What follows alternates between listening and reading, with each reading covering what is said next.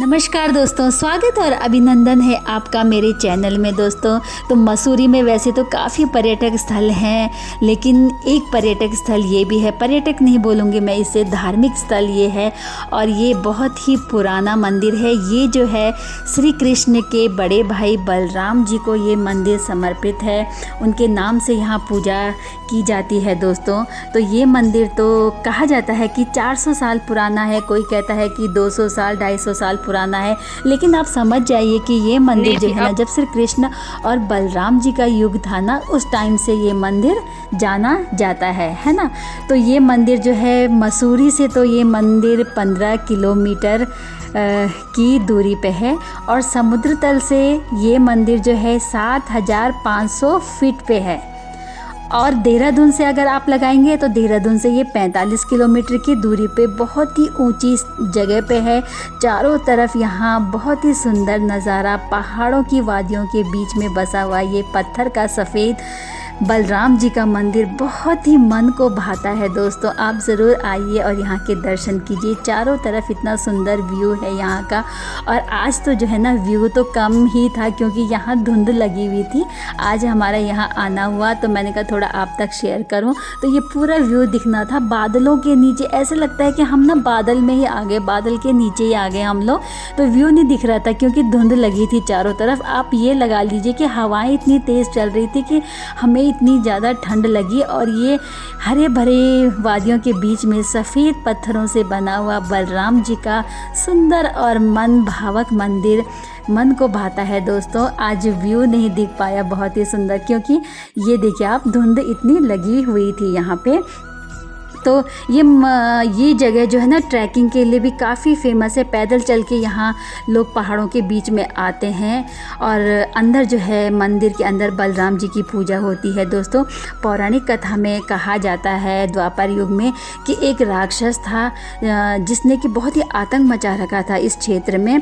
तो गांव वाले बहुत परेशान थे। तो भद्राज जी जो है ना, यानी कि बलराम जी जो है हिमालय से गुजर रहे थे। तो गांव वाले उनके पास गए और उन्होंने सहायता मांगी कि ये राक्षस हमें परेशान कर रहा है, हमारी सहायता कीजिए। तो बलराम जी ने उनकी सहायता की, उस राक्षस को मार के उन गांव वालों की सहायता की। और गांव वाले बहुत ही खुश हो गए। और खुश होने के बाद जो है बलराम जी ने उन गांव वालों को जो है ना, यहाँ पे जो है गौ पालन का उपदेश भी दिया था। गौ पालन का उपदेश दिया था। तब से इस क्षेत्र में गाय का दूध बेचा नहीं जाता है। तब से ये गाय का दूध यहाँ नहीं बेचते, चाहे किसी गरीब को दान कर देंगे या फिर भोग चढ़ाएंगे, किसी को ऐसे दे देंगे, लेकिन बेचते नहीं है यहाँ पे। यहाँ का जो भोग बलराम जी को चढ़ता है वो माखन, दूध और हलवा का यहाँ पे भोग चढ़ता है। और कहा जाता है कि अंग्रेज़ों के टाइम पे ना, एक अंग्रेज़ ने बलराम जी की मूर्ति को खंडित कर दिया था, क्योंकि गांव वाले भोग चढ़ा रहे थे भगवान जी को दूध, माखन का, हलवे का। और अंग्रेज़ ने कहा कि ये पत्थर की मूर्ति है, इसे दूध क्यों दे रहे हो, ये माखन क्यों दे रहे हो, मुझे दो। तो गाँव वालों ने नहीं दिया। गाँव वाले भगवान को भोग चढ़ा रहे, उन्होंने नहीं दिया। तो अंग्रेज़ ने ना गुस्से में मूर्ति को खंडित कर दिया। जब वो घर गया तो उसने देखा अंग्रेज़ के घर में हाहाकार मचा हुआ था। उसके दोनों बेटे जो है वो मर गए थे। तो जब सुनने में आया कि वो अंग्रेज़ की जो पत्नी थी बहुत ही समझदार थी, वो मंदिर में आई और उन्होंने माफ़ी मांगी, पश्चाताप किया बहुत ही ज़्यादा। और कहा जाता है कि क्या हमने भी देखा है, वहाँ पे पत्थर पे जो है ना, उनकी पत्नी का नाम भी वहाँ पे लिखा हुआ है। दोस्तों तो ये यहाँ की मान्यता है, यहाँ का भोग ये चढ़ता है भगवान जी को।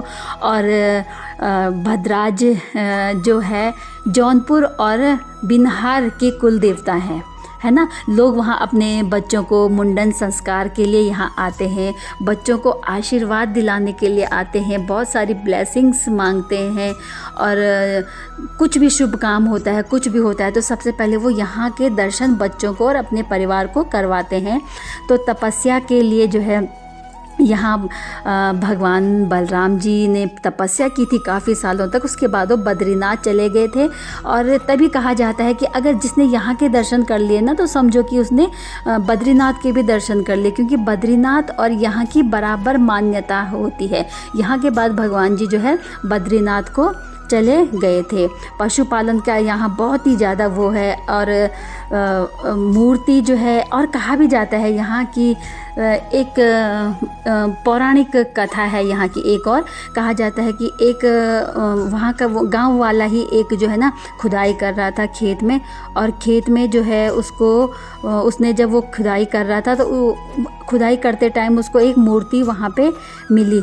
जब वहाँ पे मूर्ति मिली उसे, तो उसने मूर्ति को निकाला, तो वैसे ही आकाशवाणी हुई, और आकाशवाणी होने के बाद जो है मूर्ति से आवाज़ निकली कि मुझे यहाँ से उठाओ, और जब तक मैं ना कहूँगा तब तक मुझे ले जाओ जंगल में, और जब मैं कहूँगा वहाँ पे मुझे रोक देना और वहाँ पे मेरी स्थापना कर देना। तो गांव वालों ने उठाया मूर्ति को और ले जाके और बहुत दूर लेते जाते गए। तो जब यहाँ पे पहुँचे तो यहाँ पे वो थक गए थे, जो गांव वाले थे ना बहुत ही ज़्यादा थक गए, तो उन्होंने थोड़ा सा विश्राम कर दिया था। तो मूर्ति से आवाज़ निकली कि बस करो, मुझे यहीं पर मेरी स्थापना कर दो। तब गांव वालों ने वहीं पे मूर्ति की स्थापना की और वहीं पे रखा और मूर्ति की स्थापना कर दी। तब से ये मंदिर यहाँ पे बना है। तो आप लगा लो, बहुत ही पुराना मंदिर है दोस्तों।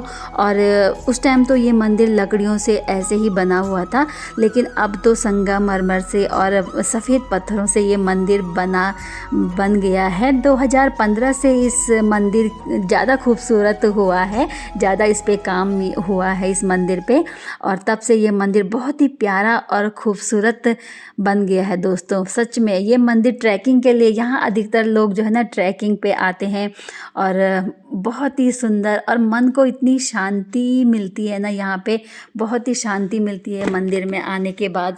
तो दोस्तों यहाँ का नज़ारा ये देखिए आप। हम लोग यहाँ शाम के टाइम ही आए थे, 4-5 बजे का टाइम यहाँ हो गया था, बट बहुत ही ऊंचाई पे ये मंदिर था, और हम लोगों ने दर्शन किए। यहाँ के अंदर गए, पंडित जी थे, उनसे दर्शन किए। यहाँ पे कोई जो है इतना आना जाना था नहीं लोगों का, क्योंकि लोग सुबह चले गए थे और कम ही आते हैं, क्योंकि ये बहुत ही ज़्यादा दूर है।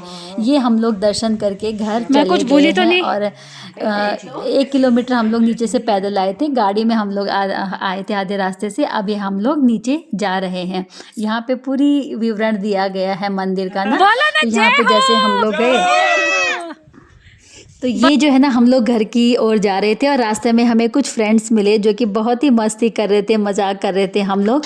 तो ये देखिए घर जाते टाइम का रास्ता, और आप लगा सकते हो कि कितनी ऊंचाई में रहा होगा ये रास्ता। देखिए नीचे जाते टाइम तो आसानी से हम लोग चले गए थे, बट ऊपर आते टाइम जो है बहुत ही काफ़ी वो टाइम लग गया था, बट बहुत मज़ा आया। मुझे ट्रैकिंग में बहुत मज़ा आया यहाँ। जब भी नेक्स्ट टाइम मैं आऊँगी तो ट्रैकिंग में ज़रूर आऊँगी। ये देखिए हमारी मस्ती और खूबसूरत नज़ारा यहाँ का। तो दोस्तों ये थी आज की वीडियो, आपको कैसी लगी? और घर जाते टाइम तो ना छोटे बेटे ने गाड़ी चलाई और वो लेके गया, तो अंधेरा हो चुका था। यहाँ पे तो उजाला था, बट जब जैसे से हम नीचे गए तो अंधेरा हो चुका था। रास्ता एकदम नीचे चढ़ाई और खाई, और पूछो मत आप, मतलब कैसे करके हम लोग घर पहुँच गए। तो आपको वीडियो कैसी लगी आप ज़रूर बताना दोस्तों। ये मस्ती देखिए हमारी, मस्ती करते करते हम लोग जो है ना घर को जा रहे थे। तो अभी जहाँ पे हमने नीचे गाड़ी खड़ी कर रखी है वहाँ पे हम लोग जाएंगे, और वहाँ से हम गाड़ी का रास्ता आगे तय करेंगे। बहुत ही खतरनाक रास्ता दोस्तों, बहुत ही रिस्की वाला रास्ता आप लगा लीजिए आप। तो जो आज की वीडियो आपको कैसी लगी आप जरूर बताना। चैनल में जो नए हैं चैनल को सब्सक्राइब जरूर कीजिएगा, बेल आइकन जो है प्रेस कीजिएगा, ताकि नोटिफिकेशन जो है आप तक पहुँचती रही दोस्तों। आओगे और आओगे फिर से? उस पे आएंगे हम लोग। किस पे? ट्रैकिंग करके आएंगे। ये तो छोटी ये ट्रैकिंग थी कोई, ये तो 2 किलो। तो ये देखिए आप, हमें रात हो चुकी थी घर जाते टाइम, और ये देखिए आप रास्ते में पूरा अंधेरा अंधेरा सा हो गया था। नीचे तो ज़्यादा हो गया था, ये ऊंचाई पे था तो इसलिए यहाँ पे कम लग रहा था हमें। तो आगे ये देखिए आप, और बहुत ही आज का दिन ना इतना आनंदमयी और मन को इतना सुकून मिला। बस ये था कि हम ठीक ठाक घर पहुंच जाए। ये देखिए गाड़ियों की लाइट यहाँ पे जल चुकी थी दोस्तों। तो ये थी आज की वीडियो। आपको वीडियो कैसी लगी आप ज़रूर बताइएगा दोस्तों। जो चैनल में नए हैं सब्सक्राइब ज़रूर कीजिएगा, और मिलती हूँ फिर मैं आपको एक अगली नई वीडियो के साथ, एक नई अगली बहुत ही सुंदर सुंदर नज़ारों के साथ। तो मिलती हूँ अगली वीडियो में, तब तक के लिए bye bye and take care.